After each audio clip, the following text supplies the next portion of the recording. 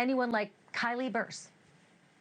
Kylie is a meteorologist for our affiliate station, KDVR, Fox 31 in Denver. And for the last 3 years, she has been stalked by a viewer who will not stop. He started by sending her messages on social media. Then he showed up to events that he knew she was attending because she's a public person. In time, he got a hold of her personal cell phone number and used it. He harassed her. He harassed her family and her friends. And this 69-year-old, yes, I said 69-year-old man, claimed to be Kylie's husband. Starting to sound like Taylor Swift, right? In 2023, Kylie got a temporary restraining order against this man. No matter, he broke it. Not just once, not twice, not even 3 times. He broke it more than 50 times in 2 months. He broke it in 2 months, 50 different times. In January of 2024, she got a permanent restraining order. And for 18 months, things went quiet. Until last month, September 11th. The stalker followed Kylie home. She's coming home from work. He's right behind her, and I'm going to let her pick up the story from there.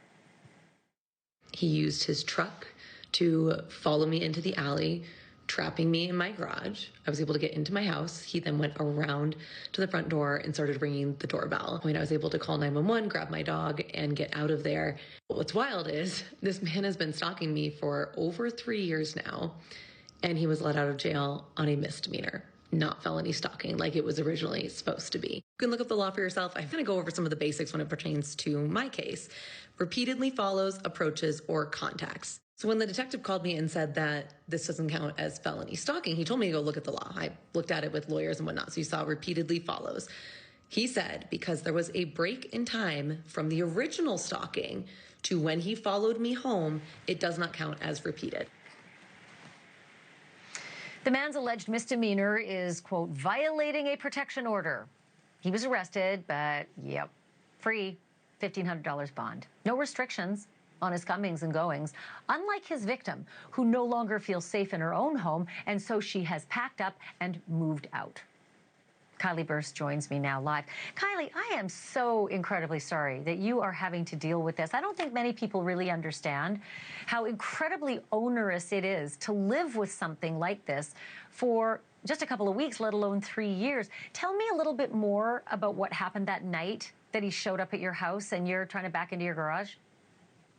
Yeah, Ashleigh, thank you so much, and I really appreciate you having me on tonight.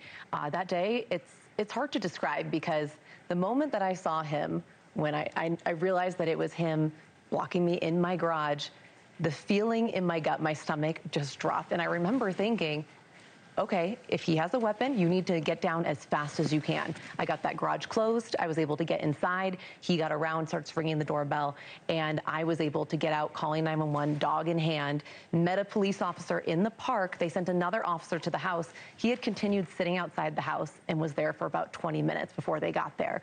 And then he was eventually arrested for what they told me was felony stalking at the time. And yet, he's arrested for felony stalking. He doesn't get charged with it. Why? Like, what happened? Yeah. Where's the disconnect? You know, the detective really did fight for me.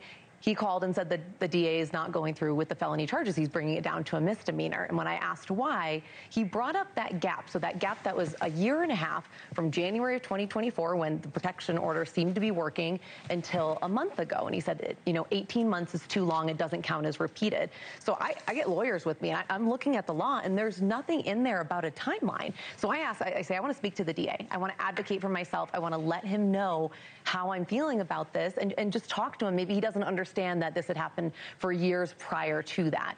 And he just kept saying, it's been too long of a gap. And so finally I say, okay, so how long do I have to wait for this man to stalk me again so that it goes down from felony to a misdemeanor? He can't answer me. I'm pressing him for a timeline. Finally he goes, it's a judgment call. And I said, well, your judgment call is putting my life in danger. Well, we called. We reached out to the Denver DA's office to press them on this, saying, if this is a judgment call, come on. What are you going to, are you waiting for her to die? Like, what are you waiting for? We are waiting to hear back from the DA's office. And in fairness, we're a live program. We produce every day. So I like to give them the opportunity to get their messages and respond to them.